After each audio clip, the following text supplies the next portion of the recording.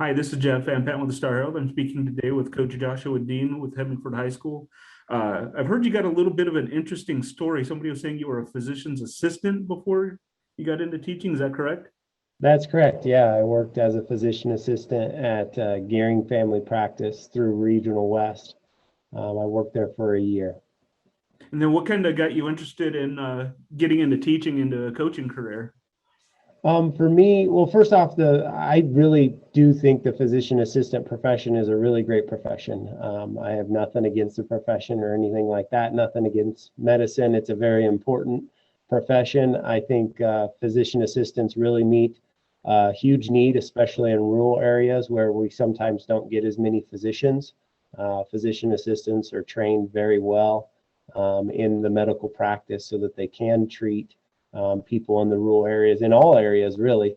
It's not just something specific to the rural areas, but it's a great profession. It just wasn't for me. I, I, I found myself getting somewhat frustrated in medicine, and before I started as a physician assistant, I had to wait for all the background checks and licensing to clear. And so I actually did some local substitute teaching. And during that time, I was having a blast with the kids. I was having a blast with the staff. And that was primarily in Bridgeport. I did a local sub there. And it really got me thinking, am I on the right career path? So when I gave it a shot for a year and decided I wanted to make a career change, and I figured it might as well do it right now. And Yeah. so that's what got me into education. And then how long have you been teaching now? This is my seventh year. This is Seventh my year. fourth year at Hemingford. I did my first 3 years in Alliance. And did you have to go back to school and kind of get your teaching certificate and those things, or? Yeah, so it's the University of Nebraska Kearney has a really neat program called the Transitional Teachers Program. So if you have enough content area coursework done, you can go right into teaching in a need area. So Alliance was in need of a science teacher, and with my physician assistant degree, my BS was in biological sciences through the University of Nebraska. So I had a lot of content area in the sciences. And so I got into that, and then just you basically go right into your student teaching. Yeah. Yeah, so it was a good program, and I had a lot of great guidance. One of the vice principal there, Mr. Van Tilburg, he was very influential on my growth as a teacher. He checked in on me a lot and really got me down the right path. So a lot of credit to him, a lot of credit to the science department, both at the middle school and the high school in Alliance. They really gave me a lot of support and helped me find my feet as a teacher, because I knew the content, but I needed the things like classroom Yeah. management and just the ins and outs of being an educator, because you're more than just a teacher. And Yeah. so that's what's been really um, that's what's been really rewarding as a teacher is you can Yeah. feel a lot of different roles in one. Yeah. And when you decided, that you were going to make that move into teaching too, was coaching always part of that, or did that kind of come around at a different point? Sorry, you broke out there. You broke out there right Okay. in the end Sorry. And there. then Could you you? paused for a Yeah. second. So when you first got into teaching, did you already have in the back of your mind that you were going to coach, or is that something that kind of came along a little bit later? Yeah, so I've always really liked athletics. As a young kid, as somebody in high school, I didn't play athletics in college. I wasn't, my skill level wasn't good enough for the Division I level, and I recognized that, and I was ready to move on with my career. And so that's the path I took, but I still always really enjoyed being around sports. And so, yeah, I had thought, I also want to do coaching as well. There was another way to really have an impact on people. And what was the first sport you got into coaching? My first sport that I coached, they didn't want me coaching anything in the fall because I was new to the teaching Yeah. profession. which was good insight on their part. So they had me coach with Coach Golian. It would be Steve Golian. Oh, right. Yep. That's his father, Be right? Scott. Yeah, it'd be Scott's dad. And I coached with him junior high, middle school basketball. I learned a lot from him. He's a great basketball coach, but just a great coach in general. He really knew how to form relationships with the kids and uphold the respect between the players and the coaches. It was a very high level of respect going both Yeah. ways. I learned a lot from him. And then once you made that move to Hemingford, what what was this first sport you coached there? Okay, so yeah, so I was junior high basketball, and then I also did middle school track and field. I did that with Coach Hawk there in Alliance, and then I did football and track at the high school level with Coach Seabaum and Coach Kramer. It was Bubba Kramer at the time, and then Coach Nate Lonick took over my last year. I believe it was there for track. So I've learned a ton from all of these people that I've been under. Coach Pill, learned a ton from her. There's tons of people that I'm not naming that I learned a ton from. Yeah. My old high school coach, Coach Glenn Cray, learned a bunch from him. Coach Alvarez. But then once I moved into working here at Hemingford, then I moved directly into what I'm coaching now as assistant track under Coach Heemstra and assistant football under Coach Haas. And again, very fortunate to be under very strong leadership and people that have been doing it the right way for a long time. Yeah. And now you said you were kind of inherited like the head coaching positions now for track and field and football. Is that right? Yeah, so I applied for it once the positions were, vacant. Coach Heemstra, his last year as track and field coach was this last year. Unfortunately, it was during the pandemic, so he didn't really get to go out the way that we would have liked to send him out. But he probably liked it that way. He's a very humble man and doesn't always want a whole lot of recognition, but he deserves a lot of recognition because he's been a backbone here at Hemingford for a long time, including the state championship run and runner-up run that they had with football. The girls were very successful in volleyball and basketball for a while, and a lot of that was because of his strength and conditioning program that he established here. So yeah, when he was done, then I applied for that position, and so then I got that position, and then Coach Haas just recently this year decided that he's going to be done here at Hemingford. He's got to focus more on his teaching profession at the college level. Yeah. That's really awesome. He's gotten a professor job at Chadron State College, so he teaches math there, and he's working towards his doctorate. I think that's what it's called, his doctorate up at Chadron State. And so he said, well, I can't do both. I can't commit time to both. And that was one of the things he needed to do, was move forward with his career and with his new wife, Lisa. And so they're both in Chadron working there. So that opportunity came up and I applied for that as well. Yeah. And my brother is a football and girls basketball coach as well. And nice. I know that it kind of keeps you busy all year round. So have you already kind of started, working with the kids in football as well? Yeah. Just before we jumped on the Zoom session, we use a Remind app to get out a lot of our information. I teach at the elementary level here in Hemingford, so I don't see the kids a ton in the high school. Yeah. So that's added a little bit of a dynamic to coaching both of those sports. But yeah, we've started football plans. We're trying to get summer camps underway. We're starting to get summer workouts planned.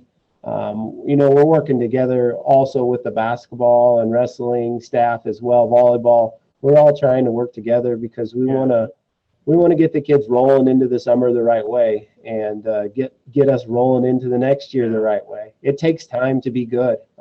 We don't want to be cyclic here in Hemingford. We want to be consistent, and we understand that that the only consistent thing there is the time that you put in.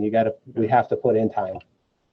So yeah, it's overlapped a little bit. My focus is definitely track right now, but Yeah. I would be neglecting my football duties if I didn't start some things now as well. Yeah, and I'm sure, being a smaller town and school, that you probably share a lot of those athletes with some of those other programs as well. So probably takes a lot of careful coordination between all of you to kind of coordinate that summer stuff. Yeah, we definitely don't want to step on each other's feet. It's important for kids to be active, and we've worked like we don't have baseball here in Hemingford, but some of our kids go to Alliance and do baseball. And I encourage that track, and I would like them out for track if they could do both track and baseball, which some of them do make that work. But then they end up missing some things over the summer for baseball, and that's totally I understand that. Yeah. I want kids to be active. They need to be doing different things. They don't need to be a one sport athlete. I'd like to see them out for multiple sports, doing multiple things, working with multiple coaches, so that they get used to multiple coaching styles. And plus, they're working different muscle groups in each activity. The coordination level that they get from being in different sports is a huge benefit, I believe. Yeah, and having started in sports at Bridgeport High School too. I mean, it's bigger than Hemingford, but did that kind of give you a little bit of insight too on kind of what you're looking at as far as the amount of kids you were going to have to go out for these sports, and kind of insight into what you're going to have to do to be successful, I guess. Yeah. So it's been a learning experience. Our numbers right now are very similar to what I can remember from when I was in high school in Bridgeport. It was really nice to be in Alliance and see how things worked at a Class B level. Yeah. And see the type of coordination that those coaches had to have with their lower programs to make their program as a whole successful. That's one thing that we're really trying to do here in Hemingford, is work from the ground up, get kids involved in the youth programs, but don't burn them out. Yeah. We believe they need to be active, and we believe that we need to work on fundamentals. At that level, it's not about how many tournaments we win or how many games we necessarily play. It's more about skill development and having fun developing those skills. So I think there are little bits and pieces that I've taken from each level, even though the numbers are a little bit different. And one thing I noticed too, from talking to you, there's a lot of coaches who might not take such a positive spin on things, but I've noticed from yours, there's always something positive to come up. They're working hard and things like that. Do you think it's important to kind of keep that kind of positivity when you're dealing with the kids and try to encourage them to, as they go along in their athletic journey? Definitely. Yeah. I think that kids nowadays, and I say nowadays, but I think kids in general, it's not just nowadays, kids all the time.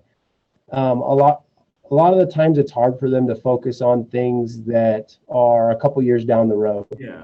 So they may come in as freshmen or seventh graders and they may not be finding the success that they want to right away. But they have to understand that each day is progress. So each moment that they put in, each moment that they put hard work into doing something, that's progress towards their end goal. And we say a lot, the results are the results. Sometimes the results, you may think that they're bad, but in the grand scheme of things, it's one stepping stone towards the next step. And then, so yes, we do try to think of things in a positive manner, but we try not to sugarcoat things either. The kids deserve the truth. The kids want the truth. Sometimes it's not easy to hear the truth, but it is something that we do believe as a coaching staff, that it's important that we we are positive, but that we don't lie to the kids. We get them to think a little bit differently sometimes, but we're definitely not going to lie to them if there is no positive spin there. Yeah, and for you guys too, a lot of the times it's kind of the results you guys aren't, necessarily towards the top. You guys also, and the number of athletes are quite a bit smaller. So do you kind of try to temper that as well? You may not be, top 10 teams, but you also Sure. have far fewer athletes. Sure, yeah, yeah. And track and field, a lot of it's depth. Can you put 3 kids in each event? Right now, we can't. We have kids that we'd like to be out, but they chose not to, and that's their choice. And that's we want kids to commit, and I'm very happy with the kids that we have out for track and field. They have been very committed. They've been coming to practices. They've been putting full effort into their meets. Do I feel like there's more area for growth there? Yeah, and hopefully we can grab some other kids and show them, hey, this is what this program's all about. This is what you can expect if you commit to us. But yeah, it's going to take some commitment. It's going to take some time. You're going to have to work through some tough things, but it'll be worth your time. And how important is it too to have leadership from like a Brian Turek or somebody like that, who's been in the program for a while? Mm-hmm. Yeah, Brian's a very special kid. He's going to be missed a lot because of his leadership. He's on his way to be a 12-time letter winner here at Hemingford. And that's not always very easy to do. One, you have to avoid injuries, and so that you can letter in each sport, in 3 different sports for 4 years. 2, you have to be big enough as a freshman to earn varsity spots. I know sometimes at the lower school levels, more freshmen play, but you still have to be athletic. You still have to be strong enough to be out there safely. We don't throw kids out there, especially in football. We don't throw kids out there that could get really hurt. And so he was advanced enough skill-wise and physicality-wise to be out there as a football player, but then he's done it in 2 other sports as well. And he's a good example of a kid that looks at each day as a single day instead of, oh, this was a successful year or this wasn't a success. He looks at it every day. He may have a really good day one day, and the next day things might not be going his way, and he adjusts. He's not just going to live off of what happened, off of his successes from the days before. He's always trying to get better, which, that's huge. And so we encourage kids, look at Brian, and he's not the only one. We have a lot of, some of the kids that I can think of off the top of my head. Ethan Speck's a junior that he's done similar things to what Brian does, and he works just as hard as Brian does in practice. Some of the girls that we have working real hard. Destiny Hansen's a junior. Landry Nelson's a senior. She's been working hard at those things too. And so we have a unity council that has provided a lot of leadership for our track and field kids too. John Ainsley's a senior that's on that unity council. Kenny Weiland's a senior that's on that unity council. Brian's on there as well. Destiny I named. Ethan I named. Landry I named. There's one more on there. Let me pull them up here. Oh, the other one's a sophomore. And this is her first year out for track. And within the first couple weeks, she gained the respect of her teammates to vote her in onto that unity council. And her name's Ariel Stallings. And she's got a positive attitude. So we got a lot of good leaders on our team. There's some that I'm sure I missed, but those are the main ones that have been, selected by their teammates as leaders. All right. Well, thank you so much for joining me, Coach. I appreciate it. Yeah. Thank you, Jeff. I appreciate it. And enjoy the weather out there.